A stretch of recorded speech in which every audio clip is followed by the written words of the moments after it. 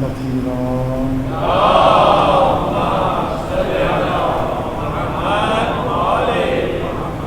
واللعن الدائم على أعدائهم أجمعين.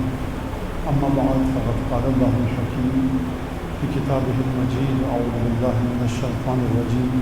ولقد كرمنا بني آدم وحملناهم في البر والبحر ورزقناهم من الطيبات وفضلناهم على كثير ممن خلقنا تفضيلا.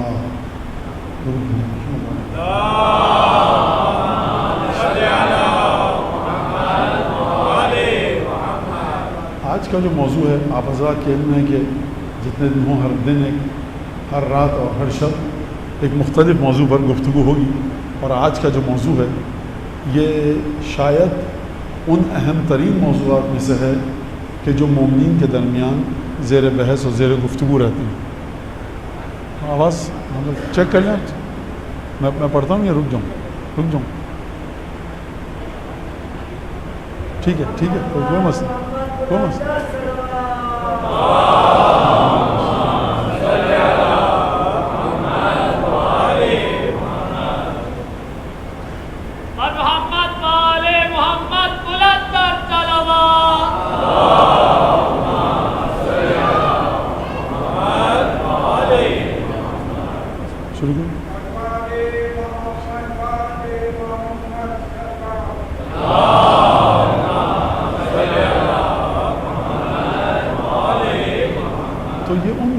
میں سے ہے کہ جو بہت زیادہ بحث اور مباحثہ مومنین کے درمیان غیر مومنین کے درمیان سماج میں شاید دنیا کی کوئی ایسی جگہ نہ ہو جہاں پہ ہماری کمیونٹی کے لوگ، ہمارے ہم مسلک لوگ، ہمارے ہم مذہب مسلمان گئے ہوں اور وہاں پر یہ موضوع زیر گفتگو زیر بحث نہ آیا ہو۔ انسانیت اہم ہے یا مذہب اہم ہے؟ ظاہر سی بات ہے کہ اس پر ائمہ نے جس طرح گفتگو فرمائی ہے تو اسی گفتگو کو میں بد شکل کر کے آپ کے سامنے پیش کروں گا، کیونکہ وہ گفتگو بڑی خوبصورت ہے، اور جب انسانی الفاظ کے سانچے میں ڈھلے گی تو شاید وہ اپنی خوبصورتی اس طرح سے برقرار رکھ نہ پائے۔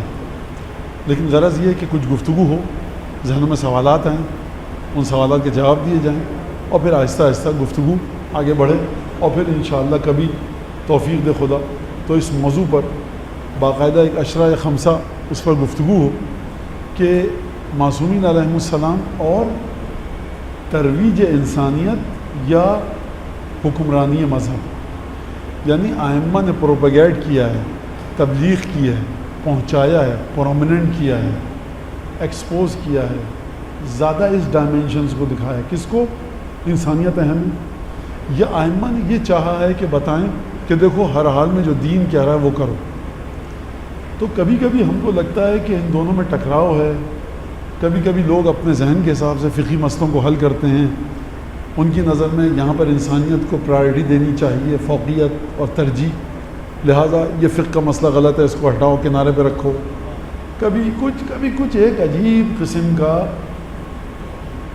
بحث و مباحثے کا مرکز ہے یہ موضوع۔ آیت جو میں نے آپ کے سامنے پڑھی ہے 70ویں آیت ہے، 70 سورہ اسراء کی۔ کیا فرما رہا ہے خدا؟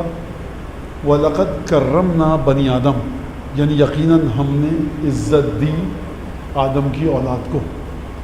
جب خدا فرما رہا ہے آدم کی اولاد کو عزت دی تو اس کا مطلب یہ ہے کہ خدا کی نظر میں آدم کی اولاد صاحب عزت ہے، اور بنی آدم کا جو خیال رکھے گا وہ بھی صاحب عزت ہوگا۔ یہاں سے یہ نتیجہ نکل کر آ سکتا ہے۔ حدود اور قیود کیا ہیں، اس کی ڈائمینشنز کیا ہیں، لمیٹیشنز کیا ہیں، یہ ایک الگ بات ہے۔ ابھی صرف آیت کا ترجمہ سنیے اور پھر اس کے بعد گفتگو دھیرے دھیرے انشاءاللہ آگے بڑھے گی۔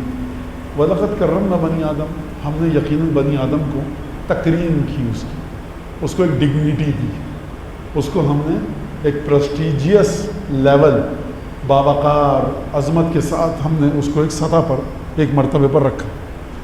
اور پھر خدا نے فرمایا وَحَمَلْنَاهُمْ، ہم نے اٹھایا اور ہم نے سفر کرنے کے طریقے بتائے، مسافرت کے طریقے بتائے، فی البر والبحر، کہ یہ انسان آدم کی اولاد خشکی میں کس طرح سے سفر کرے اور تری اور دریا میں سمندر میں کس طرح سے سفر کرے، یہ خدا نے سکھایا۔ وَرَزَقْنَاهُم مِّنَ الطَّيِّبَاتِ، اور ہم نے انسان کو خوشگوار، لذیذ، خوش مزہ چیزیں، خوش ذائقہ چیزیں جو اس کے بدن کی ضرورتوں کو پوری کر سکیں اور لذت بھی ہو۔ خدا نے لذت کا بھی انتظام کیا، بدن کی ضروریات کو پورا کرنے کا انتظام بھی کیا۔ میں ایک چھوٹی سی مثال دے دوں، اگرچہ بڑی بھاری پڑے گی مجھے مثال، کیونکہ وقت بہت جلدی سے نکل رہا ہے۔ آپ کے گھر میں کوئی آئے اور آپ اس کو 10 15 20 کیپسولز یا ٹیبلٹس دے دیں کہ مولانا جو بریانی پکاتے تھے اس میں جو نیوٹریشن ویلیوز تھیں وہ ان 3 ٹیبلٹس میں ہیں، اور جو سالن اور روٹی کھاتے آپ وہ ان 2 کیپسولز میں ہیں، سویٹ میٹھا ڈیزرٹ جو لاتے وہ اس ٹیبلٹ میں ہیں۔ پھانکیے آدھا گھنٹہ، ہمارا بھی وقت ضائع ہوتا ہے، آپ کا بھی پھانکیے، آپ کیا کہیں گے؟ فرق کیا ہے؟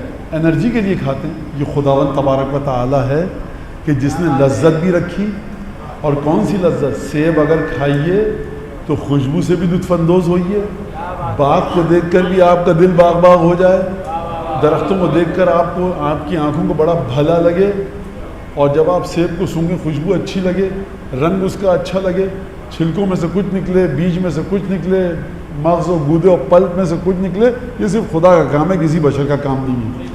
وَرَزَقْنَاهُم مِّنَ الطَّيِّبَاتِ، خوبصورت چیزیں، خوشگوار چیزیں، لذیذ چیزیں کہ جن کو تمہاری زبان کا ذائقہ، تمہاری زبان کو ان کا ذائقہ بھاتا تھا، پلیجر اور ڈیلائٹفل ایک تمہارے اندر فیلنگ آتی تھی ان کو کھاتے وقت، اور صرف ایسا نہیں کہ مزہ آتا تھا، بدن کو بھی تمہاری وہ ضرورتیں دیتے تھے۔ لہٰذا انسان ایک کام کرتا ہے، اگر لذت کو دیکھے گا تو صاحب تیل بہتا ہوا آ رہا ہے اور کتنے مسالے اور کیا کیا، غذائیت خطرناک ہے۔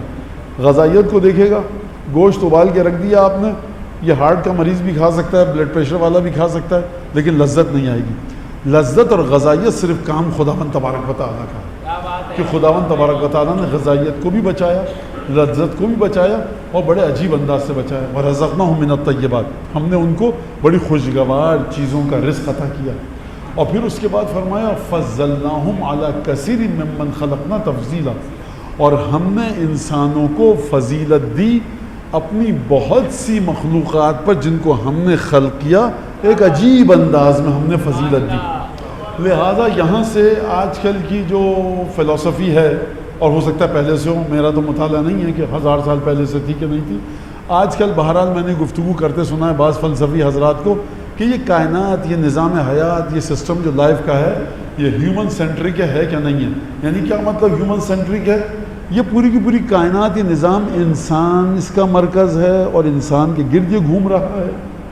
کل کوئی آئے کہ نہیں گائے اور بھینس اس کائنات کا مرکز ہے، آپ کیا کر لیں گے؟ کریں، بالکل کریں، کوئی مسئلہ نہیں، کوئی مسئلہ نہیں، ارے سرکار کوئی مسئلہ نہیں، شکر آپ نے بتا دیا، اس کو نزدیک رکھیں، ٹھیک ہے؟ ہیومن سینٹرک ہے، کائنات کے نہیں ہے۔ یعنی آپ یہ کیوں کہہ رہے ہیں کہ کائنات انسان کے لیے بنی ہے؟ قرآن کہہ رہا ہے، ٹھیک ہے، اور جو قرآن کو نہ مانے تو پھر اب یہ ایک بحث ہے، لیکن خداوند تبارک و تعالیٰ کی جو فکر اور سوچ ہے، اگرچہ لفظ غلط ہے خدا کے لحاظ سے، لیکن خداوند تبارک و تعالیٰ جو چیزیں بتا رہا ہے، امیر المومنین نے جو نہج البلاغہ میں بتایا، صحیفہ سجادیہ میں جو امام سجاد نے گفتگو کی، تمام انبیاء اولیاء ان کے مطابق کہ یہ کائنات بنی ہی انسان کے لیے ہے اور انسان اس کائنات کا مرکز ہے۔ جدید فلسفے کو سامنے لا کر آپ اعتراض کر سکتے ہیں، سوال جواب ہو سکتے ہیں، اس وقت میرا موضوع نہیں ہے، اس لیے ہم اس پر گفتگو بھی نہیں کریں گے۔ خدا قرآن میں کیا فرما رہا ہے، آئمہ نے کیا فرمایا، جناب امیر المومنین نے کیا فرمایا، اور صحیفہ سجادیہ سے کیا نکل کے آتا ہے؟ مرکز ہے انسان۔ کیوں؟ ایک چھوٹی سی مختصر سی دلیل دے دوں کہ صرف اور صرف انسان یہ سوچتا ہے کہ مرنے کے بعد کیا ہوگا۔ جانور، جہاں تک ابھی سائنٹسٹ حضرات نے کہا ہے، وہ اس بات تک نہیں پہنچ سکے کہ جانور کیا سوچتا ہے، جانور کی نفسیات کیا ہے۔ وہ جانور کی جبلت، فطرت، نیچر، یا جو اس کے اندر ان بلڈ خصوصیات ہیں، اس کو بہت محدود کرتے ہیں۔ گفتگو بہت زیادہ خوش نہ کروں، میں بہت جلدی سے اس مطلب پر آؤں جو مطلب آپ کے سامنے بیان کرنا چاہتا ہوں۔ وَفَضَّلْنَاهُمْ عَلَىٰ كَثِيرٍ مِّمَّنْ خَلَقْنَا تَفْضِيلًا، اور ہم نے انسان کو بڑے عجیب انداز سے فضیلت دی اپنی ان ڈھیروں مخلوقات پر جن کو ہم نے خلق کیا. خدا یہ نہیں کہہ رہا کائنات پر، اللہ کثیر ممن خلقنا، بہت ساری ڈھیروں مخلوقات پر. اب یہاں سے ایک نکتہ نکل کر آتا ہے کیا خدا نے ہر جو مخلوق خلق کی ہے انسان کیا اس سے بالاتر ہے کہ نہیں ہے؟ یہ ایک الگ گفتگو ہے. امیر المومنین سے جب پوچھا گیا اور چھٹے امام سے تو ان دونوں ہستیوں نے کیا جواب دیا؟ چھٹے امام سے پوچھا گیا، چھٹے امام نے کیا جواب دیا؟ جناب امیر المومنین کو اس جواب کو نقل کیا. گفتگو بار بار پھیل رہی ہے، میں پھیلانا نہیں چاہتا. چھوٹی سی بات کہہ کر آگے بڑھ جاؤں کہ پھر دوبارہ موضوع کو دہراؤں تاکہ آپ کے ذہن میں رہے اور آپ اسی کے ساتھ میرے ساتھ ساتھ نہ فالو کرتے رہیں. وہ یہ کہ ائمہ نے انسانیت کی ترویج کی ہے یا ائمہ نے کہا کہ دین ہر مقام پر ہر مرحلے پر حاکم ہے؟ کیا ان میں ٹکراؤ ہے یا یہ ایک ہی چیز کے دو رخ ہیں؟ توجہ فرمائیے. دین کون لائے؟ رسول خدا لائے. جو رسول خدا دین لائے تو کیا رسول خدا نے اپنی حیثیت کو منوایا سماج میں یہ کہہ کر کہ میں رسول ہوں، یا جب کہنا چاہا کہ میں رسول ہوں تو اس سے پہلے کچھ انسانی صفات رسول خدا کی مکے کے معاشرے والے مان چکے تھے؟ اس کا مطلب یہ ہے کہ ہم بڑا نزدیک ہو گئے ایک لحاظ سے کہ دین اس وقت تک معاشرے میں کامیاب ہو ہی نہیں سکتا جب تک کہ آپ کا دین انسانی صفات کی ترویج نہ کرے. آپ 18 رکعت نماز پڑھتے ہیں نماز شب، آپ عزاداری کرتے ہیں، آپ رمضان کے روزے رکھتے ہیں، آپ نظر نیاز پکاتے ہیں، آپ قرآن پڑھتے ہیں. دنیا کو اس سے کوئی غرض نہیں ہے، دنیا کو اس سے کوئی غرض نہیں ہے. اگر غرض ہوتی تو لوگ اسلامی ملکوں میں سیاسی پناہ کے لیے آ رہے ہوتے. گنگا تلخ حقیقت ہے، کوئی مانے یا نہ مانے، بشر جس طرح سے اپنی بنیادی ضروریات کو محفوظ سمجھتا ہے مغربی ممالک میں جا کر، اس کا مطلب یہ ہے کہ بنیادی طریقے پر آج کا مغربی ملک یا مغربی ممالک آج کے یہ کہہ سکتے ہیں کہ اگر تمہارے ملک اتنے اچھے تھے اور تمہیں وہ تمام چیزیں مل رہی تھی تو دوڑا یہاں کیوں چلے آ رہے ہیں؟ لہٰذا بنیادی ترین چیز یہ ہے کہ انسان کو اس کی ضروریات ملے. اور پھر جا کر دیکھیے جو مغربی ممالک نے یا جو ویسٹرن اورینٹڈ سوسائٹیز ہیں، اگرچہ مغرب میں نہیں ہے، آسٹریلیا اور نیوزی لینڈ، ساؤتھ کوریا مغرب میں نہیں ہے، جاپان مغرب میں نہیں ہے، لیکن یہ وہ ممالک ہیں جنہوں نے بڑی ترقی کی ہے. اور کسی نے کہا کہ اگر آپ مجھ سے کہا، میرا جملہ نہیں ہے، سول کے ایئرپورٹ پہ اتریں گے ساؤتھ کوریا پر تو آپ کو لگے گا ہم مدینہ کے ایئرپورٹ پہ اترے ہیں جناب امیر کے شہر نجف میں. میں نے کہا کیا مطلب؟ کہ ایئرپورٹ کے حکام کا رویہ اتنا پیارا ہوتا ہے آپ کے ساتھ، اور جب آپ مقدس مقامات کے ایئرپورٹ پر اتریں تو آپ کو شک ہوگا کہ میں غلط جگہ پر اترا ہوں یا صحیح جگہ پر. تو سرکار اس سے کسی کو کوئی غرض نہیں کہ آپ زیارت جامعہ کتنی دفعہ پڑھتے ہیں، زیارت وارث کتنی دفعہ پڑھتے ہیں، آپ ماتم کتنا کرتے ہیں، سجدے کا نشان کتنا ہے. بشریت کی مشکلات کے لیے آپ کے پاس کیا ہے؟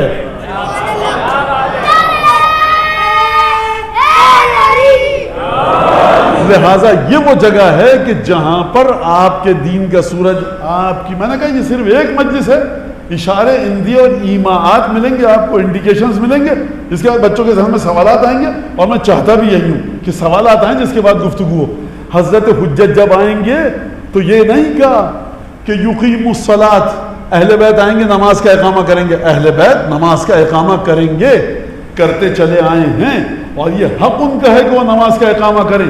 سب سے اہم ترین خصوصیت جو بار بار تکرار ہوئی ہے، جو بشر اور انسان بینگ ایک انسان ہونے کے ناطے جو آپ کے وجود کے اندر ہے، ظلم اور جور کا خاتمہ و عدل و انصاف ملے. یہی جملہ حضرت حجت کے لیے فرمایا، یملأ الارض قسطا وعدلا کما ملئت ظلما وجورا. جس طرح ظلم و جور سے دنیا بھر چکی ہوگی، ہمارا جب 12واں آئے گا تو عدل و انصاف سے بھرے گا. یہ کیوں نہیں کہا کہ فلاں کام کرے گا، فلاں کام کرے گا، فلاں کام کرے گا؟ مسلسل یہ جملہ آ رہا ہے. اس کا مطلب یہ ہے کہ بشریت ڈھونڈ رہی ہے کسی ایسے کو جو پلے گراؤنڈ کو مسجد مدرسہ نہ بنائے، آ کر ظلم و جور کا خاتمہ کرے. دین کی جو تصویر آپ کو دکھائی جا رہی ہے وہ اتنی عجیب ہے کہ جب 12ویں آقا آئیں گے یأتی بدین جدید، لوگ کہیں گے نیا دین لے کر آیا. دین کی جو تصویر آپ دیکھ رہے ہیں وہ اندھیرے کو دیکھ کر تصویر دیکھ رہے ہیں. مولانا کو, ذاکر کو, خطیب کو, غیر معصوم کو این التراب رب الارباب, کہاں خاک اور کہاں خداوند قدوس کی تجلی. لہذا اس بات کو سمجھیے آپ. اور اگر آپ کو سمجھنا ہے کہ جب وجود علی بن ابی طالب عرش الہی سے نزول کرتا ہوا ریویلیشن کے اندر آئے, ریویلڈ ہو اور ڈسینڈنگ آرڈر میں آئے, آخری مرحلے پر آ کر جب وہ وجود زمین پر رکتا ہے, وجود علی بن ابی طالب, تو اس وجود کی تجلی ایسی ہے کہ 1400 برس کے بعد کوئی جواب نہیں لا پایا. جا کر کھولنے نہج البلاغہ مکتوب مالک اشتر کا پڑھیے, جو مولانا مالک اشتر کو خط لکھا ہے, آپ کی سمجھ میں آئے گا کہ یہ ہے اسلام, اور یہ ہے اسلامی گورنر, اور یہ ہے اسلام کا والی, اور یہ ہے اسلام کا امام. یہ صرف اپنے چاہنے والوں کی خبر گیری نہیں کر رہا, بلکہ یہ مصر میں جب مالک اشتر کو بھیج رہا ہے تو مصر کی سڑکوں کی بھی اس کو فکر ہے, مصر کی گلیوں کی بھی اس کو فکر ہے, مصر کے پانی کی نکاسی کی بھی اس کو فکر ہے.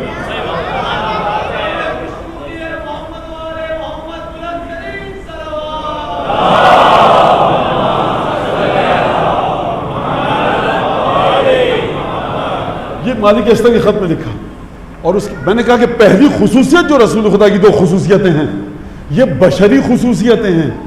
یہ اسلامی خصوصیت ہوں کہ نہ ہوں. آگے مولانا کیا امانت داری اسلام میں نہیں ہے؟ صادق اور امین یہ اسلام نے حکم نہیں دیا.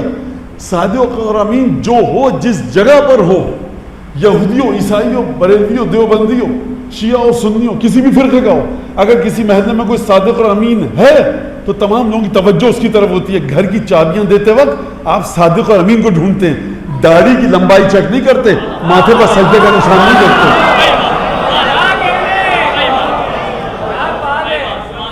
یہ بشر ڈھونڈ رہا ہے صفات الہیہ کو جو ہے اس ہستی میں کہ جو نظروں سے اوجھل ہے. حضرت یوسف جب قید خانے سے چھوٹے فرمایا اجعلنی علی خزائن الارض, اے ملک مصر, عزیز مصر, مجھ کو زمین کے خزانوں پر نگران بنا دے, کسٹوڈین, کیئر ٹیکر مجھے بنا, کیونکہ میں حفیظ ہوں اور علیم ہوں, امانت دار بھی ہوں, حفاظت بھی کروں گا, جانتا بھی ہوں کیسے خرچ کیا جائے. یعنی امانت دار کو سمجھ میں آئے کہ ریسورسز کو خرچ کیسے کیا جائے گا, امانت دار کو علم ہو کہ جب خرچ کیا جائے گا تو تقسیم کس طرح سے ہو, امانت دار کو علم ہو کہ کون سے وسائل, کون سے ریسورسز اور کون سے سورسز کہاں پر کس طرح سے یوز ہوں گے اور یوٹیلائز ہوں گے. یہ ہے نبوت کا کمال. نبوت صرف اس لیے نہیں آئی ہے, امام صرف اس لیے نہیں ہے کہ آپ کو نمازیں پڑھوائیں. اگر امام حسین علیہ السلام کا وجود آج نیو یارک میں مینہٹن میں زندگی گزارنے لگے مولا حسین, تو پورا کا پورا مینہٹن امام حسین کے ہاتھ پر نہیں قدموں پر جھک کر سجدہ کرے گا. آپ میں سے کوئی مذاق اڑائے گا میرا بعد میں جا کر, بالکل اڑائے, حق ہے اسے, کیونکہ میں ثابت نہیں کر سکتا. یہ میں نے اپنے عقیدے کی بنیاد پر بات کی ہے اور محبت کی بنیاد پر. ویژولائز کب ہوگی, ٹینجیبل کب بنے گی, لمس کب کریں گے آپ اس بات کو, پورٹریٹ کب کریں گے, تصویر سامنے کب آئے گی, جب 12واں آئے گا. ابھی تو یہ سب ایسے ہی چل رہا ہے سلسلہ. خوب توجہ کیجیے لہٰذا اس بات کے اوپر. اچھا, اب یہاں پر جب بات آ گئی تو امیر المومنین سے پوچھا گیا عجیب انداز میں کہ سئل عن الخیر ما ہوا, یا علی یہ بتائیے بھلائی کیا ہے. امریکہ میں جائیے, کینیڈا میں جائیے, ساؤتھ دنیا میں کہیں جائیے, آپ یہ پوچھ سکتے ہیں سوال کہ خیر کیا ہے, اور جو جیسا جواب دے گا ہیومن سوسائٹی, بشری سماج میں اس کی اتنی زیادہ عزت ہوگی بغیر مذہب و فرقے کی, ذات پات کی قید کے. یہ ہے آپ کا امام, سورج کی طرح. آپ کیوں کہتے ہیں امام شمس شموس؟ محبت کی وجہ سے کہتے ہیں؟ نہیں سرکار, یہ وہ ہستی ہے کہ اپنی تجلی دکھا دے, دنیا کے سارے فلسفے ناکام ہو جائیں گے. دنیا کے تمام فلاسفہ, حکما, بیوروکریٹ, تمام کی تمام میدان اور شعبوں کے ماہر امام کے قدم مبارک پر گر جائیں گے, سجدہ کریں گے. یعنی ہر سورج کی روشنی مان پڑ جائے گی ائمہ کی شخصیت کے سامنے. اس بات کو آپ سمجھیے اور جا کر دیکھیے 5 برس دور علی بن ابی طالب کا. امیر المومنین نے اپنے بارے میں گفتگو کی ہے, کہا یا علی آپ کا دور حکومت تو ناکام تھا. جناب امیر نے اس کو بھی یہی جواب دیا, اور پھر خود جو پہلا خطبہ بیان فرمایا ممبر پر بیٹھنے کے بعد, کہا کہ دیکھو انی لکم وزیرا خیر لکم منی امیرا. اگر مولا فرماتے کہ دیکھو انا لکم وزیر یا وزارت خیر لکم من امارتی, تو مسئلہ بڑا ہی بھونڈا ہو جاتا. لیکن کیا کہنے علی بن ابی طالب کے زیر زبر پیش کو دائیں بائیں کر کے امیر المومنین نے اس جملے کو عرش پر پہنچا دیا. کہا دیکھو اس جملے کا ترجمہ تو ہو ہی نہیں سکتا, تشریح کر رہا ہوں میں جلدی جلدی. وہ یہ کہ دیکھو میری بہت ساری حیثیتیں ہیں, میری جس حیثیت کو تم برداشت کر سکتے ہو نا وہ ہے وزارت کی. تم مجھ سے مدد مانگو مدد کروں گا, لیکن اگر تم نے مجھے امیر بنا دیا میرے حکم کو تم برداشت نہیں کر سکتے, ہاں میری مدد کی تم کو ضرورت ہے. واقعی خدا آپ کے ماں باپ کو سلامت رکھے کہ جو آپ اشاروں کو سمجھ رہے ہیں اور میری مشکل کو بھی سمجھ رہے ہیں کہ میں کروں تو کیا کروں. لہٰذا فرمایا سئل عن الخیر, یا علی یہ بتائیے کہ خیر ہے کیا. فرمایا لیس الخیر ان یکثر علمک وولدک, خیر یہ نہیں ہے کہ تمہارا روپیہ پیسہ زیادہ ہو, تمہارے لڑکے بہت سارے ہوں عرب کے معاشرے کے مطابق. فرمایا بل الخیر ان یکثر علمک وحلمک وان تباہی بعبادت ربک. خیر یہ ہے, خیر یہ نہیں ہے کہ مال زیادہ ہو بیٹے زیادہ ہوں, خیر یہ ہے واقعا میں کہتا ہوں یا علی یعنی کیا کہا جائے امیر المومنین کے بارے میں, کیا فرمایا خیر یہ ہے کہ تمہارا علم بڑھتا رہے اور برداشت کی قوت بھی اس کے ساتھ ساتھ بڑھتی رہے.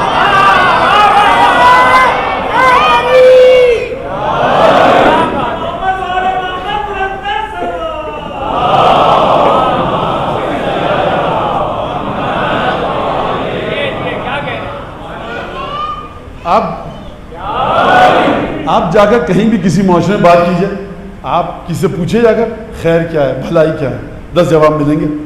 علم بڑھے اس کے ساتھ حلم بڑھے. اب خود اس حدیث کی تشریح کیا ہے یہ کسی اور وقت کے لیے. اور وان تباہی بعبادت ربک, اگر تمہیں کوئی چیز اترانا ہو نا کہ میں نے یہ کیا تو دیکھنا کہ کتنی عبادت تم نے اچھی خلوص کے ساتھ شرائط کے ساتھ قانون کے ساتھ عبادتیں کی, اس پر خوش ہونا. کیوں کیا ہے جناب امیر اس پر خوش ہونا, کیونکہ خود یہ فرما چکے یا پروردگار علی کے لیے عزت کے لیے یہی کافی کہ وہ تیرا عبد ہے, لہذا بندگی. اب یہاں تک بات ختم ہو, درود بھیجے محمد آل محمد.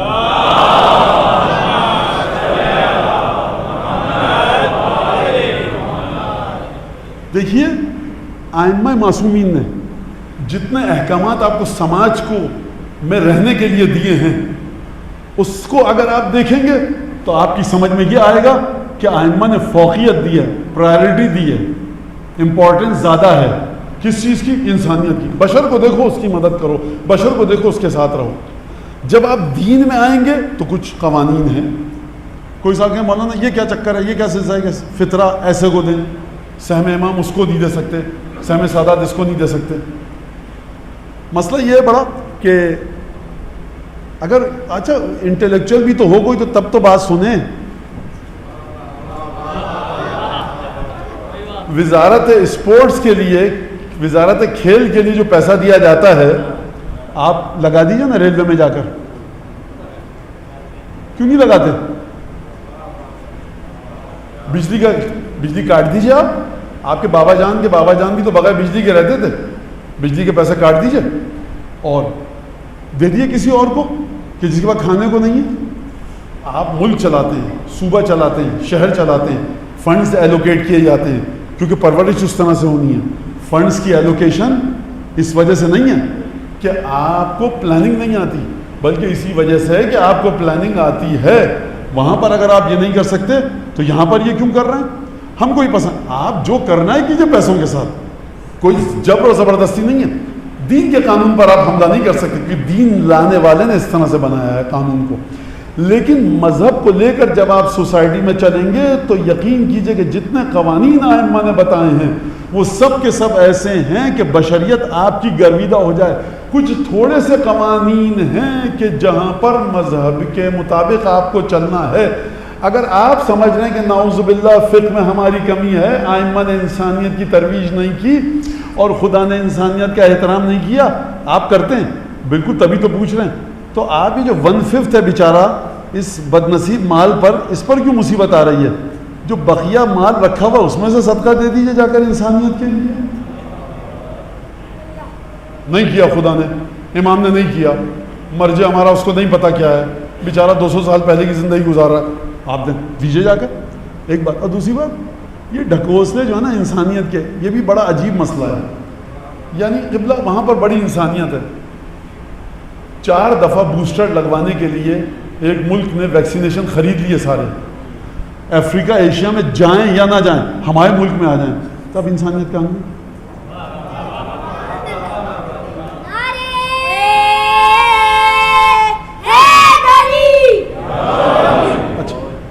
جب آپ کے یہاں سے 50 روپے بھی نکلیں تو آپ یہ بھی پوچھ لیتے ہیں کہ آپ کے ابا جو تھے بچپنے میں کس دکان سے اسٹیشنری خریدتے تھے. اور جب آپ کے یہاں کوئی لوٹ مار کر کے حرام کا مال لے کے جائے تو آپ کہتے ہیں ذہ نصیب بسم اللہ تشریف لائیے. تو کہاں گئی انسانیت؟ یہ کچھ نعرے ہیں جو اس وجہ سے, دیکھیے کچھ لوگوں کی دکان چل رہی ہے کہ اصل میں ہمارا جو والی وارث ہے نا وہ ہے نہیں, ہم ہیں یتیم بچوں کو. آپ نے دیکھا یتیم بچے کا سب سے پہلا مصرف پتہ ہے کیا ہے؟ تایا کے گھر میں جائے اس سے کام کرواؤ, دندیال میں جائے اس کو ذلیل کرو, ددیال میں جائے ذلیل کرو. بدترین گھر ہے وہ جہاں پر یتیم کی عزت نہ کی جائے. کوئی یتیم کو گھاس نہیں ڈالتا, یتیم جو بھی ہو. تو آپ کی مثال انہی یتیموں جیسی ہے, آپ کا والی وارث نہیں. لہٰذا فرمایا یہ علم اور حلم عبادت رب کرو. اب چلیے میں زیادہ وقت آپ کا نہ دوں. امیر المومنین نے جب جابر بن عبداللہ انصاری سے گفتگو کی, یا دیکھو جابر بات سنو, انما قوام الدنیا باربعۃ, دنیا کے 4 ستون ہیں, عالم اور جاہل اور غنی اور فقیر. پیسے والا دنیا کا ستون ہے, عالم دنیا یعنی جو صاحب علم ہے وہ دنیا کو چلا رہا ہے, آسان الفاظ میں. پیسے والا دنیا کو چلا رہا ہے. سمجھ میں آ گئی نا بات؟ آسان بات ہے, مشکل بات نہیں ہے. اس کے ساتھ ساتھ مولانا نے ایڈ کیا. ہمیشہ ویلیو جو ایڈ ہوتی ہے تو چیزوں کی قیمت بڑھتی ہے. یہاں علی بن ابی طالب نے نرالی بات کر دی. ان 2 چیزوں کو ایڈ کیا کہ جو ڈیفیشنسی ہے, جو قلت ہے, جو خامی ہے, جو نقص ہے.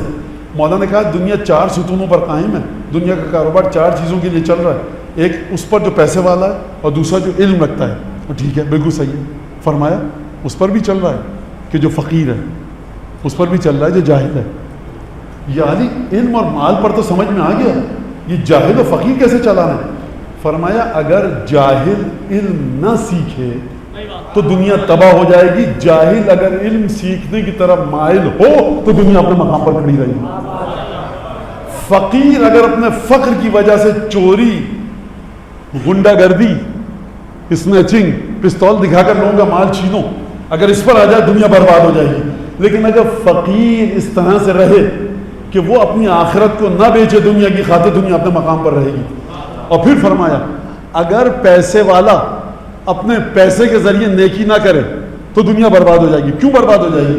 آپ پیسے والا یہ سمجھتا ہے کہ جو پیسہ دے رہا ہے صدقہ صرف آخرت کے لیے.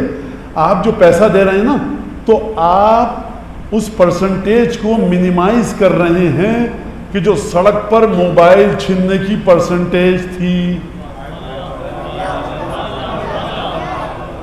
یعنی گویا ایک طریقے سے آپ اپنے بیٹے اور بیٹی کا, اپنی زوجہ اور اہلیہ کا, اپنے گھر والوں کو انشورنس دے رہے ہیں کہ زیادہ سے زیادہ صدقہ دوں تاکہ کل کوئی بھوک اور افلاس کا مارا آ کر میرے گھر والوں سے یہ اسنیچنگ نہ کر لے.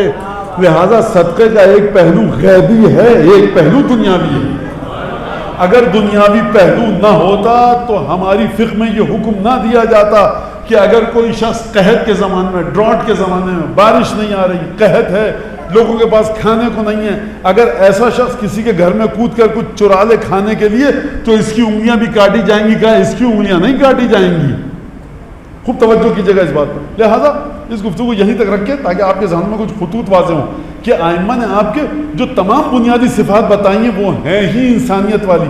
یعنی ائمہ نے یہ نہیں کہا کہ تم نماز پڑھ کر تبلیغ کرو, ائمہ نے یہ نہیں کہا کہ اپنے آپ کو ایکسپوز کر کے تبلیغ کرو, ائمہ نے یہ نہیں کہا کہ تمہاری نماز, دعا, قرآن, حدیث قصہ کی آوازیں دنیا میں جائے.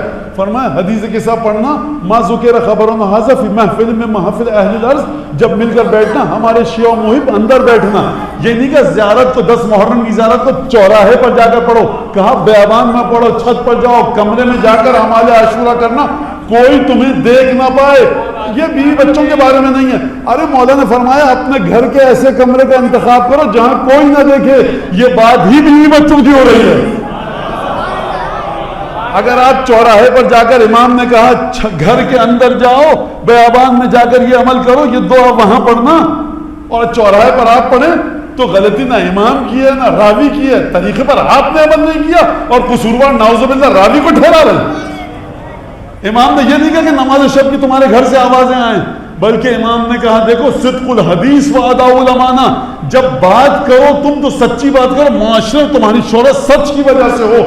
وہی دو صفت جو رسول خدا کی تھی جناب امام باقر فرما رہے ہیں، وہی دو صفت آج کے شیعہ کی ہونی چاہیے۔ گٹا لگا کے ماتھے پر سجدے کا جا رہے ہو، اگر تمہارے آفس میں کسی کو اس سے کوئی کام نہیں ہے، 9 بجے رپورٹنگ ٹائم ہے، ہوتے ہو کہ نہیں ہوتے؟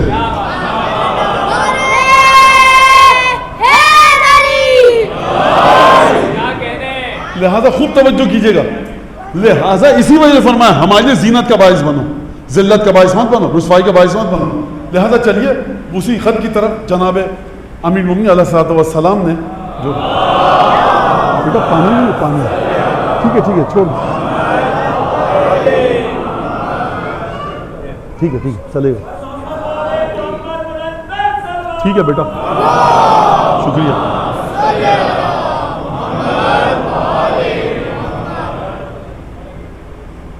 امیر المومنین بھیج رہے ہیں مالک اشتر کو، ھذا ما کتبہ امیر المومنین علی بن ابی طالب حین واللہ، جب مصر کی ولایت اور گورنری دی کس کو؟ مالک ابن اشتر کو۔ مولانا نے خط موجود ہے نہج البلاغہ میں، جا کے پڑھیے گا۔ اور جس طرح سے آپ حدیث قصہ پڑھتے ہیں نا شب جمعہ، اس طرح سے اس خط کو بھی پڑھا کیجیے۔ حدیث قصہ میں ایک اور کچھ الگ وٹامن ہیں، اور مالک اشتر کے خط میں کچھ الگ قسم کے وٹامن ہیں۔ فرمایا کہ واقعی کیا کہوں، کس طرح سے بات کروں؟ فرمایا کہ بھیج رہا ہے علی مالک اشتر کو، بخدا جو وجود کتابوں میں آ گیا نا، بھولا بھٹکا حکام کی غلطی سے، بادشاہوں کی غلطی سے جو کتابوں میں آ گیا وجود جناب امیر کا، وہ اس مقام پر ہے کہ فرشتے دنگ ہیں۔ تو جو وجود امیر المومنین کا قلب رسول خدا میں، وہ کہاں پر ہے؟ خوب توجہ کیجیے گا، وہ ذات آئمہ خصوصا امیر المومنین جناب صاحب وہ ہے کہ یہاں پر معرفت کے سلسلے میں جہل کا اعتراف عین علم ہے۔ فرمایا اگر میں کسی کہوں سرکار آپ بہت بڑے عالم میں کچھ ہیں تو خط لکھ کر دیجئے کہ حکومت کو کیا کیا جائے۔ اب میں آپ لوگوں سے سیکھا ہے، میں نے آپ لوگوں سے سنا ہے کہ میٹنگ کے اگر کا ایجنڈا اگر جتنا مختصر ہو، پوائنٹس کی صورت میں ہو، اس کا مطلب ہے کہ گرفت پکڑ اتنی زیادہ ہے اور اتنے زیادہ کانسیپٹس کلیئر ہیں میٹنگ کرنے والوں کی۔ علی بن ابی طالب نہ جانے کون سی یونیورسٹی میں گئے تھے، فرمایا جبایت خراجہا استصلاح اہلہا و جہاد عدوہا و عمارت بلادہا۔ مالک تم کو بھیج رہا ہوں، جو ملے نا بے نمازی، 2 ڈنڈے لگانا، نماز پہ لانا، اور دیکھو اگر روزہ نہ رکھے اس کو خوب جوتے لگانا۔ مالک دیکھو مسجدیں بھر دینا، اور خبردار جتنے بھی پلے گراؤنڈ ہیں نا سب میں مسجد و مدرسے بنا دینا۔ اور دیکھو بات سنو، قرآن کی آواز چاہے محلے والے سو رہے ہوں جاگ رہے ہوں، صبح سے چیخ چیخ کے پڑھنے لگنا نا۔ علی ابن ابی طالب ہے نور خدا ہے، فرمایا 4 چیزیں دے کر بھیج رہا ہوں، ان کا خیال سنیے اب ذرا اپنے مولا کی گفتگو کو۔ فرمایا جہاد عدوہا، مصر پر جب کوئی حملہ کرے تو اس کا دفاع کرنا۔ تم مسلمان ہو، اب میرا جملہ ہے، تم مسلمان ہو، وہ تو عیسائیوں کی ٹیریٹوری ہے عیسائی ہے تمہاری رعایا، اس کی حفاظت تمہاری ذمہ داری ہے، لہذا جہاد عدوہا، مصر پہ جب بھی کوئی حملہ کرے تمہاری ذمہ داری ہے۔ دوسرا کیا فرمایا؟ جبایت و خراجہا، خوب اچھی طرح سے ٹیکس وصول کرنا۔ اور پھر تیسری چیز استصلاح اہلہا، اس کے اہل جو رہنے والے ہیں نا مصر کے، ان کی استصلاح کرنا۔ لفظ عربی کا میں نے ترجمہ نہیں کیا کیونکہ ترجمہ ہو نہیں سکتا، تشریح کروں گا۔ استصلاح اہلہا۔ اور چوتھی چیز عمارت و بلادہا، دیکھو شہر کی تعمیر کرنا، یعنی یہ مت کرنا مسجد تو چمکتی بھی ہے، ٹوائلٹ میں جاؤ امام باڑے اور مساجد کے ٹوائلٹ میں یا صابن نہیں ہوتا، یا فلیش ٹینک خراب ہوتا ہے، یا مسلم شاور نہیں ہے، یا لوٹا بیکار ہے، کیا مطلب؟ علم لگا دیتے ہیں آپ، لیکن علم کی کوئی زیارت کرنے آئے اس کی طہارت کا انتظام نہیں کرتے۔ جب طہارت صحیح سے کرے گا تو علم کی زیارت کرے گا۔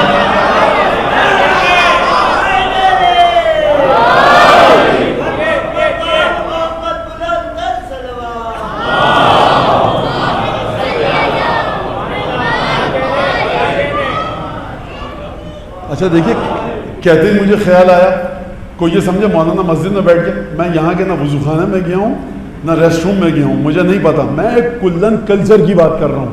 جب میں کلچر کی بات کر رہا ہوں تو انڈو پاک کی بات کر رہا ہوں. یہ ہے ریجن ایسا, کوئی غلطی سے کوئی مسجد ایسی نکل آئے تو ایک الگ بات ہے. لیکن ہم کیا فرمایا کہ عمارت و بلادہا, اس کا مطلب کیا ہے؟ شہر کی تعمیر کرنا. سارا پیسہ ایک جگہ پر مت لگا دینا.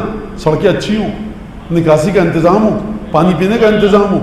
تو لہٰذا اگر آپ کو کہیں دکھے شہر کے قدیم حصے میں کراچی میں کہ گھوڑوں کے پینے کا پانی کسی غیر مسلم کمیونٹی نے 1870 میں اس نے وقف کیا ہوا تھا حوض, تو آپ کہیں صاحب کیسے اچھے تھے. بے مائگی بے بذاتی نالائقی میری ہے کہ جو میں نے مولا کے قول کو دیکھ کر اس پر عمل نہیں کیا. کوئی اور اگر آگے بڑھ کر مولا کے قول پر عمل کر لے تو مولا کے قول پر گرد و غبار نہیں آتی. یہ ہماری نالائقی و بے مائگی ہے. لہذا فرمایا پہلی بات عمارت و بلادہا, شہر کو کی تعمیر کرنا. اب یہ تو میرے خیال سے اس پر رکنے کی ضرورت نہیں ہے. جہاد عدوہا, دشمن کے ساتھ جنگ کرنا, لڑنا. اور استصلاح و اہلہا, اس کے رہنے والوں کی مصر کی استصلاح کرنا. اور چوتھی چیز کیا تھی؟ جبایت و خراجہا. 4 چیزیں ہو گئی نا, یہ 4 چیزیں تھیں. یہ اب آئیے ذرا استصلاح پر. استصلاح کا مطلب کیا ہے؟ اگر آپ کسی مولانا کو بنا دیجئے گورنر, یا مولانا کو بنا دیجئے آپ کسی شہر کا میئر, ان کو سب سے پہلے فکر ہوگی کہ قرآن کے مدرسے کتنے بنے, نماز کیسے پڑھوائی جائے. یہ پدر جد اندر جد مولانا ہے. مولانا کروڑوں اربوں خربوں امین مومنین کے دلدل کی سموں کی دھول کا صدقہ بھی نہیں ہے. وہ آپ مطلب آپ عجیب, یا علی آپ کو کوئی دین کی فکر ہے بھی کہ نہیں ہے؟ جواب آئے گا دین اس وقت سمجھ میں آئے گا جب زندگی پرسکون ہو. فرمایا کاد الفقر ان یکون کفرا, غربت کبھی کبھی اس مرحلے پر پہنچ جاتی ہے کہ کفر میں تبدیل ہو جائے. لہٰذا استصلاح کا معنی سنیے آپ, استصلاح و اہلہا. جتنے بھی مصر کے شہری ہیں جو تمہارے سبجیکٹ ہیں, جو گورنر کے سبجیکٹ ہیں, جو گورنر کی رعایا ہیں, جو تمہاری رین تمہاری ٹیریٹری میں رہ رہے ہیں, جو تمہارے شہری ہیں, جو تمہارے سٹیزن ہیں مصر کے, کون ہیں؟ یہ شیعہ یا سنی ہیں؟ نا, اس میں کوئی محب اہل بیت ہیں, کوئی محب اہل بیت نہیں ہے. یہودی ہیں, عیسائی ہیں, بت پرست بھی ہیں. 1400 برس پہلے کے مصر کی بات کر رہا ہوں. یہاں پر تمام مذاہب کے ماننے والے ہیں. جناب امیر یہ نہیں کہہ رہے دیکھو مسلمانوں کو دیکھنا, یہودیوں عیسائیوں کو مرنے دینا, ہندو آئے گردن کاٹ دینا, سکھ کو تو موت کے گھاٹ اتار دینا, مسلمانوں کو آگے بڑھانا. استصلاح و اہلہا. اگر مصر کے لوگ تمہیں منتخب کر رہے ہیں, تم پورے مصر کے لوگوں کے رکھوالے ہو. یہ جملہ متنازع نہ بن جائے کہیں کہ منتخب نہیں کیا. پوری توجہ ہے, میں یہ جو کہہ رہا ہوں اس کے معنی پر بھی ملتفت ہوں. مجھے یہ بھی پتا ہے کہ خلافت الہیہ انتخاب کے ذریعے نہیں آتی. امیر المومنین جو چوتھے مرحلے پر تخت پہ بیٹھے ہیں, اس کو خلافت الہی مت کہیے گا, یہ تاریخ کا حادثہ ہے. علی 35 ہجری میں تخت پر بیٹھے, تاریخ کی مجبوری ہے, خلافت الہیہ نہیں ہے. خود توجہ کیجیے گا, علی ابن ابی طالب نام ہے مدینے کے معاشرے کی مجبوری کا, مدینے کے معاشرے کے اضطراب کا, اینگزائٹی کا, اسٹریس کا, لاسٹ ریزورٹ کا سولوشن تھا نہیں. خلافت الہیہ نہیں تھی یہ.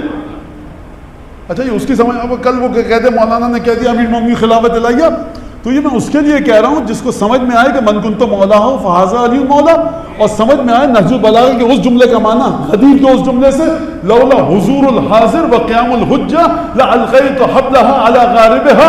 اگر تمہارا آنا نہ ہوتا اور بیعت نہ ہوتی, میں خلافت کی اونٹنی کی باغیں خلافت کی اونٹنی کے کاندھوں پر رکھتا اور ہکا دیتا اسے کہ کوئی جاؤ, میں تمہارے لیے وزارت بہتر ہے, امارت میری تم برداشت نہیں کر سکتے. فرمایا فإن مستقبلون امرا ذو وجوہ والوان لا تثبت له القلوب ولا تقيم عليه العقول. دیکھو مجھے چھوڑ دو, میری بیعت مت کرو. ہے جگر کسی میں سوائے فاطمہ بنت اسد کے ثبوت کے, میری بیعت مت کرو, کیونکہ میں ایسے حالات کا سامنا کرنے والے ہو تم نہ تمہاری عقل سمجھ سکتی ہے نہ دل ٹک پائیں گے, تم میری باتوں کو نہیں سمجھ سکتے. مجھے ایک وزارت دے دو, تمہاری مدد کرتا رہوں, مشکل کشائی کا عہدہ میرا تمہارے لیے کافی ہے.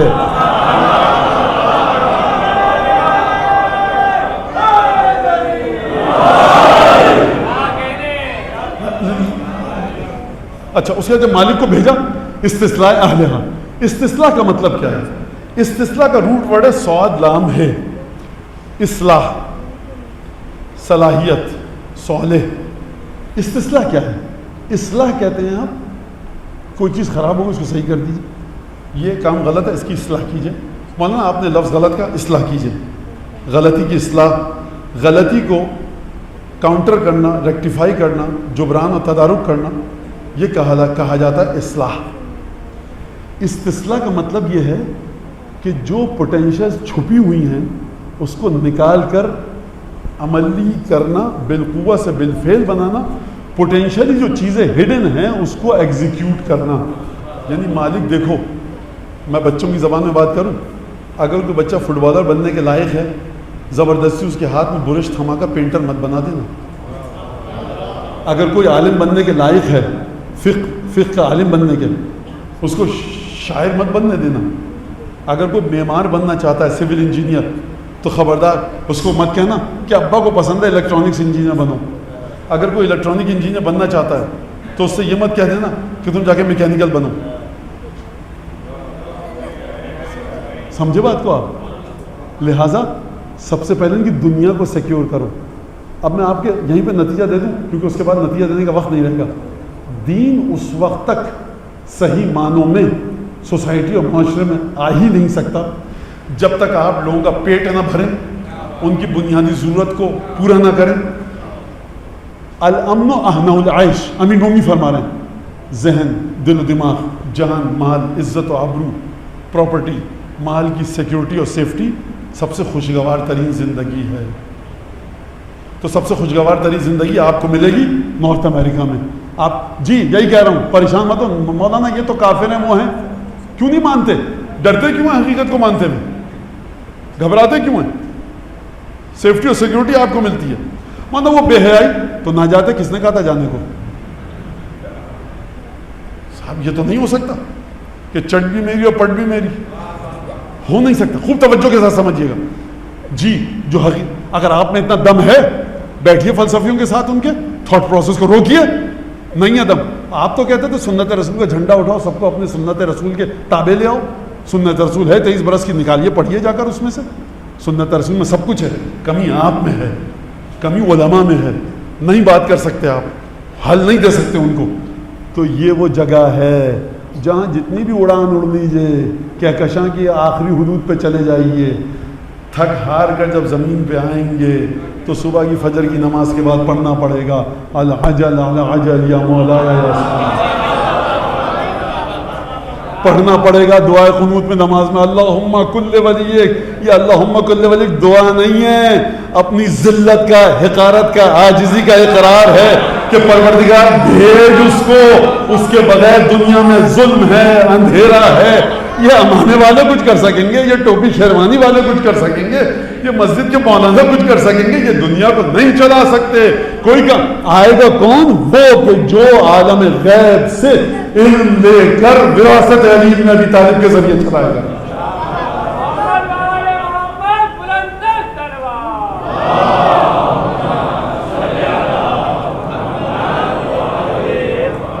دیکھا آپ نے کہ مطلب پلانٹڈ مولوی کیسے ہیں ہم لوگ، کہ جو کہہ رہے ہیں کہ آپ کچھ نہیں کر سکتے. مجھے آپ پلانٹڈ کہیے جو بھی کہیے، حقیقت اس کے علاوہ ہے تو نہ گھوڑا دور نہ میدان. ہاتھ کنگن کو آرسی کیا جواب دے دیے جا کر.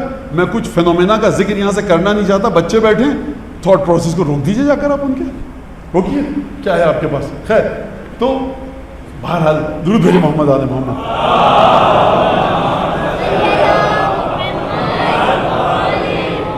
یہ میں اس لیے نہیں کہہ رہا کہ دین ناقص ہے، دین مکمل ہے. مکمل دین آپ کے پاس ہے نہیں. دین مکمل سرکار رسالت ناب کہتے ہوئے جا رہے ہیں، انی تارکن فیکم الثقلین. کتاب اللہ، وہ ممبر کے مولوی، خطیب، ذاکر، نوحہ خان، مرثیہ پڑھنے والے. کتاب اللہ و عطرتی اہل بیتی، ایک کتاب ہے دوسرے میری عطرت ہے. ان دونوں کے ساتھ رہو گے کبھی گمراہ نہیں ہوگا. ان کو کچھ سکھانے کی کوشش مت کرنا. لا تعلموہما، دیکھو ان کو مت سکھانا، ان کو مت پڑھانا، ان سے آگے مت نکلنا، ان سے پیچھے مت رہ جانا، ان کے ساتھ ساتھ رہنا. اس کا مطلب ہے کہ دین اس وقت آپ کا ناقص ہے. ہم ناقص دین پر عمل کر رہے ہیں، آپ ناقص دین پر عمل نہیں کر رہے.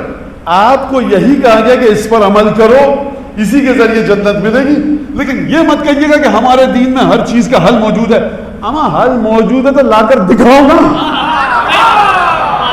جو حل موجود ہے وہ میرے مولا کے پاس موجود ہے، حجت ابن الحسن کے پاس ہیں، جو بشر کی ذہنی صلاحیت کو پہچانتا ہے، روحوں کو پہچانتا ہے، 6 ارب انسانوں میں سے ایک کو پہچانتا ہے۔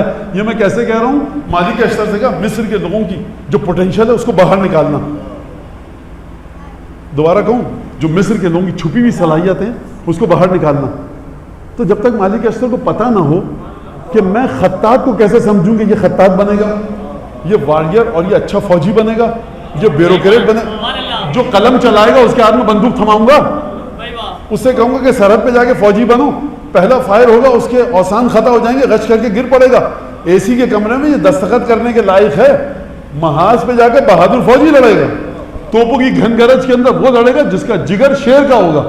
تو مالک ایسے پتہ کیسے چلائیں گے؟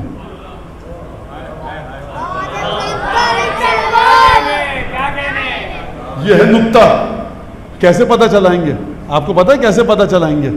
پتہ چلائیں گے شاگردی کے ذریعے علی ابن ابی طالب کی۔ اگر استاد نے یہ طاقت نہ دی ہوتی کہ مالک، اب یہ میرا جملہ روایت نہیں ہے، کہ مالک دیکھو علی تمہیں کچھ چیزیں دے رہے ہیں، جب جاؤ گے نا ان کے ذریعے مصر کے لوگوں کو دیکھنا کہ ان کے وجود میں کیا کیا چیزیں چھپی ہوئی ہیں، تو مالک کو کچھ گر ایسے سکھائے تھے۔ کتنے سال شاگردی کی علی کی مالک نے؟ 4 سال 5 سال؟ مصر کی آبادی لاکھوں پر، کئی شہر ہیں، یہ 4 5 6 7 8 سال میں کون سا فارمولہ تھا جو سکھا دیا؟ سرکار یہی بات ہے جو اتنی دیر سے جس کے لیے میں آپ کو زحمت دے رہا ہوں۔ امامت اپنا علم منتقل اور طریقے سے کرتی ہے، شاگرد بھی اور ہوتے ہیں۔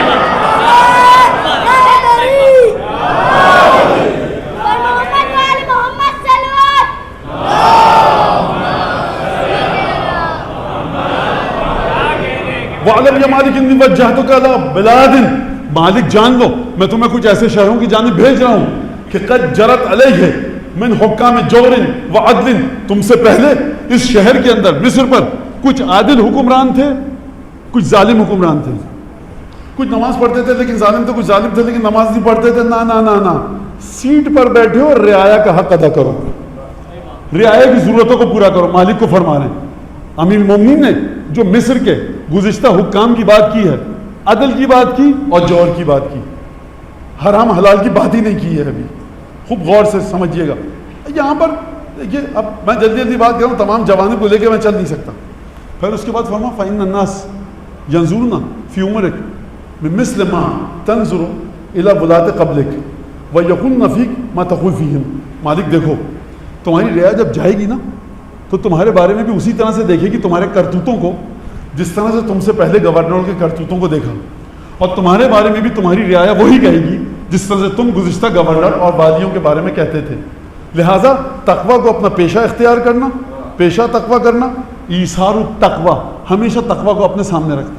اب اس کے بعد فرمایا جناب امیر المومنین نے اس مقام پر، دیکھو وَأَشْعِرْ قَلْبَكَ لِلرَّعِيَّةِ الرَّحْمَةِ وَالْمَحَبَّةَ لَهُمْ وَاللُّطْفَ بِهِمْ وَلَا تَكُونَنَّ عَلَيْهِمْ سَبْعًا زَارِيًا تَغْتَنِمُ عَقْلَهَا۔ مجھے نہیں سمجھ میں آتا کہ کیسے انسان یقین کر لے کہ 1400 برس پہلے یہ کہا ہے۔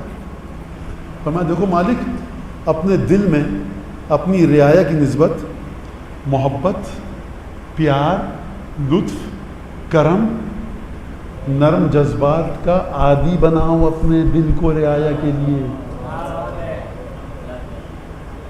وَلَا تَكُونَنَّ عَلَيْهِمْ سَبْعًا جَارِيًا، ایسے وحشی درندے مت ہو جانا کہ جو اپنی رعایا کو چیر پھاڑ کے کھا لے، تغتنم عقلها، کہ جو فرصت میں رہتا ہے کہ کس طرح سے اپنی رعایا کے گوشت کو نوچ کر کھا لے، ایسے بادشاہ مت بننا۔ اور پھر اس کے بعد جب یہاں تک بات آئی تو فرمایا کہ دیکھو ایک عجیب جملہ ہے کہ فرمایا کہ فَإِمَّا، تو تمہاری رعایا ہے، فَالنَّاسُ صِنْفَانِ، جہاں تم میں گورنر بنا کے بھیج رہا ہوں نا وہ 2 طرح کے لوگ ہیں، اما اخ لک فی الدین اور نذیر لک فی الخلق، یا تمہارا دینی بھائی ہے یا اللہ کی طرح تمہاری طرح اللہ کی مخلوق ہے۔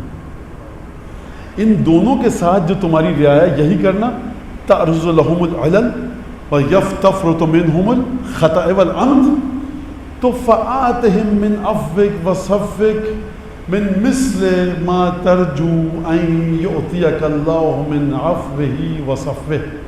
مالک دیکھو تمہاری رعایت جو جا رہی ہے نا، اس میں ہندو بھی ہیں، سکھ بھی ہیں، عیسائی بھی ہیں، بدھسٹ بھی ہیں، یہودی بھی ہیں، عیسائی بھی ہیں، تمام مذاہب والے ہیں.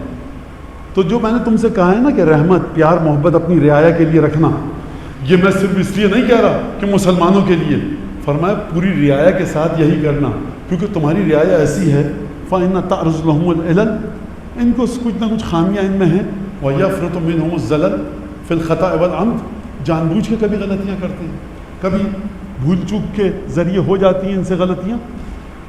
فَآتِهِمْ مِنْ عَفْوِكَ وَصَفْحِكَ، درگزر کرو، معاف کرو اپنی رعایا کو، اس طرح سے معاف کرو جس طرح سے تم توقع رکھتے ہو کہ تمہارا خدا تمہیں معاف کرے. من عفوہ وصفہ. اور دیکھو فَإِنَّ، عجیب جملہ ہے، فَإِنَّكَ، تم جو ہو ان کے اوپر ہو، اور وَفَوْقَكَ مَنْ وَلَّاكَ، جو تمہیں امیر بنا کر بھیجا وہ تم پر ہے، اور خدا تمہارے امیر المومنین کے اوپر ہے. گفتگو اس سے زیادہ اب میں کیا کروں، اور ایک اور جملے، 2 جملے بتاؤں گا. یہ تمام کی تمام انسانیت پر بات ہو رہی ہے. کیوں ہو رہی ہے؟ میں نے آپ کو کئی دفعہ بتایا آج اس تقریر میں کہ دین اس وقت تک چل ہی نہیں سکتا جب تک آپ کمزور اور بے سہارا لوگوں کی مدد نہ کریں. اور اگر آپ کہہ لیں کہ اس کے بغیر دین چل سکتا ہے تو یہ سوسائٹی میں نادان اور احمقوں کی بہتات ہے، یہ ظاہری ڈھکوسلے کا دین ہے. دین اپنی جڑوں سے بتائے گا کہ جب آپ لوگوں کو ان کی بنیادی ترین سہولتیں فراہم کریں گے. ابھی فرما دیں. اچھا اس کے بعد پھر فرمایا دیکھو وَلَا تَبْجَحَنَّ بِعُقُوبَةٍ وَلَا تَنْدَمَنَّ عَلَىٰ عَفْوٍ. خبردار کسی کو اگر تم سزا دو نا تو اطلاع مت، خوش مت ہونا سزا دینے. مالک کیوں سزا دیں گے کسی کو؟ آپ سے پوچھ رہا ہوں. صحیح کام پر سزا دیں گے، غلط کام پر؟ سزا کا حقدار ہوگا تبھی تو سزا دیں گے. جناب نبی فرما رہے ہیں حقدار کو سزا اگر دو تب بھی خوش مت ہونا. یہ ہے کرامت انسانی، یہ ہے ہیومن ڈگنیٹی، یہ ہے وقار بشریت. جو سزا کا مستحق ہے اس کو سزا دے کر خوش مت ہونا. یہ حکم خدا ہے، تم نے ادا کر دیا. کسی کو تو مولا جی کے زمانے میں خلافت والی مولا تھی، لوگ لے کر جا رہے تھے سزا دینے کے لیے. خود جناب امیر بھی شاید لے کر جا رہے تھے تو دیکھا کچھ لوگ ساتھ چل پڑے کہ دیکھیں اس کو کیسے سزا دی جاتی ہے. ایک دفعہ مولانا متوجہ ہو نظر لگا کر کلمات اظہار فرمایا تو بند وجوہ لا ترى عند كل سوءة. خاک ہو، مار پڑے، برباد ہونے سے چیزیں جو سوائے برائی کے کہیں اور نظر نہیں آتی.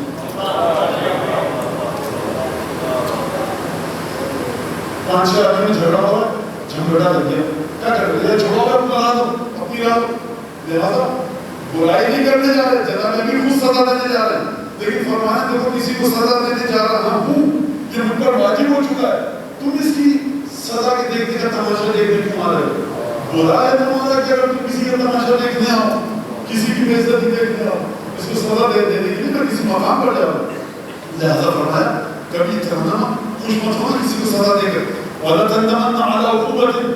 دیکھو وَلَا تَنْدَمَنَّ عَلَىٰ عَفْوٍ. جب کسی کو معاف کر دو نا تو خبردار پشیمان کبھی بھی مت ہونا. کسی بھی لحاظ سے معافی کا اگر تم کوئی پہلو دیکھو کہ بہانے سے اس کو معاف کیا جا سکتا ہے اور یہ پرابلم نہیں کرے تو فرما دیکھو ندامت مان. کیوں؟ وجہ کیا ہے؟ کہ جس کو آپ معاف کریں گے نا آپ 1 کروڑ روپے بھی دیں وہ آپ کا غلام نہیں بن سکتا. لیکن اگر آپ نے معاف کر دیا تب یہ آپ کا غلام بن جائے گا. جناب امیر فرما رہے ہیں مگر تم کیا نہیں چاہتے کہ لوگوں کے دل میں تمہاری محبت جائے؟ تم پیسے کے ذریعے نہیں خرید سکتے، ان کو معاف کر کے ان کی محبت خریدو. لہٰذا وقت ہمارا ختم ہو رہا اور میں اس سے آگے کیا بات کروں، لیکن عجیب خطبہ ہے اور کس طرح سے مولا کائنات نے گفتگو فرمائی. ایک اور جملہ کہہ کہ دیکھو تمہارے اطراف میں نا ان کو اس بات کی ٹریننگ دو. روز ہوم روز کا مطلب ہے ریزوار. روز ان کو ٹریننگ دو. کس بات کی ٹریننگ دو؟ اس بات کی ٹریننگ دو کہ تمہاری تعریف ہے تم اوپر نہ چڑھ دو. یہ تمہارے اعتماد کے لوگ ہیں تو اپنے پاس رکھو، لیکن جب تعریف کرتے تم اوپر چڑھا دیں تو ان سے بچ گئے ہیں. آپ جا کر بولتے اس طرح بات کر نہیں سکتا، اور اس طرح میں سوچ کے بھی نہیں آیا نا تیاری کر کے آیا ہوں. تیاری بھی ختم ہو کے پڑھ کے آیا تھا اور رب بھی ختم ہو گیا الحمدللہ رب العالمین. اور آخر میں مالک ایسا تو دعا دیتے ہیں جناب امین نے فرمایا کہ خدا تمہیں بھی اور مجھ کو بھی شہادت نصیب کرے کہ جس کے انتظار میں اور تم ہیں. اور یہ جو خط ہے یہ واقعاً بڑا عجیب خط ہے. یہ جناب امین کا زمینی علم ہے، عرشی علم تک آپ نہیں پہنچ سکتے، یہ زمینی علم ہے. لہذا سرکار کوئی بات کہ فرزت نے کہا تھا اپنے کانٹیسٹنٹ اور اپنے اپوننٹ جو مخالف شاعر تھا، جیسے فرض کیجیے کہ غلط طریقہ ہے لیکن بھارت کے انیس سو نبے کی چھپ تلش گئی نہیں تھی، ایسے ایک افواہ ہے جو بس پھیل گئی. تو وہ جمع ہوئے تو فرزت نے کہا کہ بتایا کہ آپ آئی، فرمایا کہ فرزت مجھے گیا حاضری آبائی فجئنی بمثلہم اذا جماعتنا یا جری المجامع. جب عرب کی محفلیں لگے نا اور لوگ اس میں اپنے آبا و اجداد کا ذکر کریں تو جری تم بھی اپنے آبا و اجداد کا ذکر کرنا، ہم بھی اپنے آبا و اجداد کا ذکر کریں گے. دیکھیں گے کہ کون بڑی محفلوں میں اپنے آبا و اجداد کا ذکر کرتا ہے. تو میں اسی چیز سے مدد دوں گا اور کہوں بھائی یہ ہے ہمارا امام علی بن ابی طالب. دنیا جس کو مانتی ہے ہر ایک شخص آزاد ہے، لیکن پہلے بیٹھ محبت کرتے ہیں رسول سے، وہ یہ ہے ہمارا امام. اچھا یہ جو میں کہہ رہا ہوں یہ ہے ہمارا امام، تو یہ ہے نہیں ہمارا امام. جناب امیر یہ والے جناب امیر ہمارا امام نہیں ہے. جو دکھ رہا ہے جناب امیر کی ذات سے وہ علی ہمارا امام ہے. ورنہ جب کہا جاتا ہے یہ علی تو بچے یہ نہ سمجھے بس حقیقت یہیں پہ شروع یہیں پہ ختم ہو گئی. نہ حقیقت علی کا آغاز کہاں سے ہو رہا ہے میں سمجھ سکتا ہوں، نہ اختتام کیا ہو رہا ہے.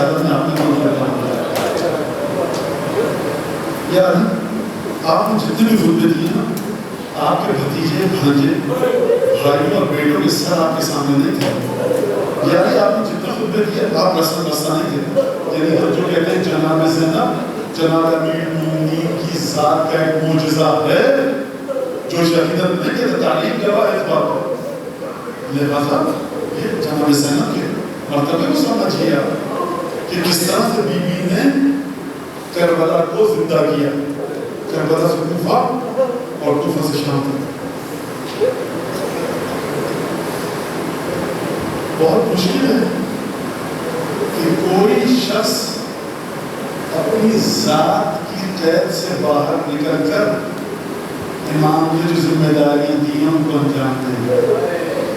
جناب المومنین رجل مرد ہے، دائرہ رجولیت اور مردانگی کے دائرے میں رہ کر امین کو تمام وزارت دکھائیں. لیکن میں کہوں یہ حدیث سلام ہے آپ کی اس دختر کو کہ جو خاتون ہے لیکن لہجہ آپ کا اختیار کیا عدالت آپ کی.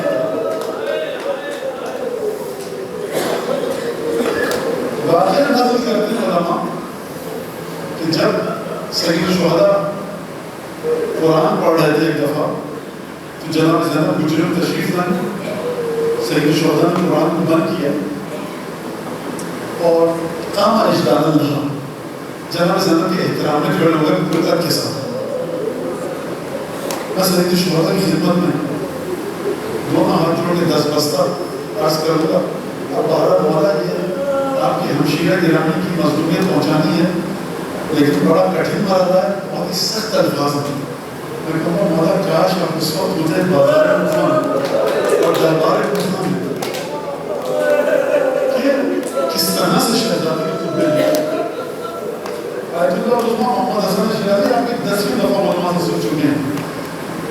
گھر سامرا میں مجلس ہو رہی ہے. 1892 میں انتقال ہو چکا. ذاکر ایک عالم دین آئے, آج اللہ موجود ہے زمین پر, فرش بچھا ہوا. ذاکر کھڑا ہوا ممبر پر بیٹھا اور کہا دخل زینب علی زینب, زینب ابن زیاد کے دربار میں داخل ہو. جس طرح سے میں بعض وقت دیکھ رہا ہوں کہ وہ سر میں تماچے مار رہے ہیں, بعض منہ پہ. آج اللہ نے بھی یہی کیا, امامہ پھینکا, ماتم کرنا شروع کیا. کہا کہ رک جاؤ, کہا کہ سرکار یہ پہلا جملہ ہے. کہا کہ تو کیا چاہتا ہے, اس جملے کا حق ادا ہونے دے. کہا کہ اس جملے کا حق کیا مطلب ادا ہونے دے. کہا علی و فاطمہ کی گود کی پانی, پنجتن کی آخری یادگار, خانقاہ نبوت کے سلسلے سے تعلق رکھنے والی پہلی خاتون فاطمہ کی بیٹی ابن زیاد کے دربار میں داخل ہو. وہ بدبخت اور ملعون شخص مجھے مقام پر بیٹھا ہو, درباری موجود ہو, رسم بستہ زہرا کی بیٹی آئے تو اب اس کے بعد کون سے مسائل چاہتا ہے کہ میں کہوں گا مولا یہ اپنا رسول اللہ ہے شہزادی, یہ کوفے کا دربار تھا, یہاں پر بڑا مختصر سا قیام تھا.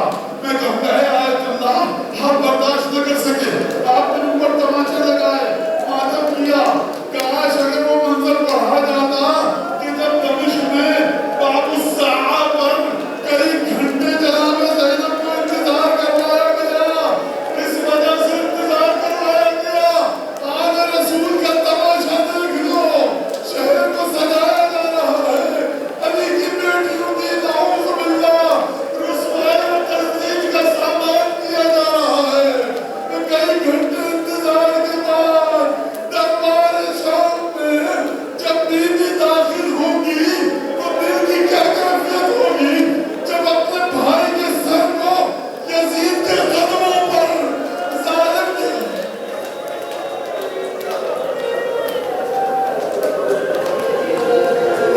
اللهم كن بحجة ابن عيسى صلواتك عليه وعلى آله في هذه الساعة وفي كل ساعة وليا وحافظا وقائدا وناصرا ودليلا معينا حتى تسكنه رحمتك طوعا وتمتعه فيها طويلا. قال میں بچوں کو دیکھ رہا ہوں, چھوٹے بچے بھی کیا کریں, خدا ان کے ماں باپ کو سلامت رکھے اور توفیق دے کو قیامت تک کے لیے اس مہادت کو لے کر جائیں. اس امام باڑے کے منتظر, اس امام باڑے کی خدمت کرنے والے, اس امام باڑے کے بنانے والے, جو اس امام باڑے کی خدمت کے دوران شہید ہوئے, ان سب کو اس مجلس کے ثواب میں شریک فرما.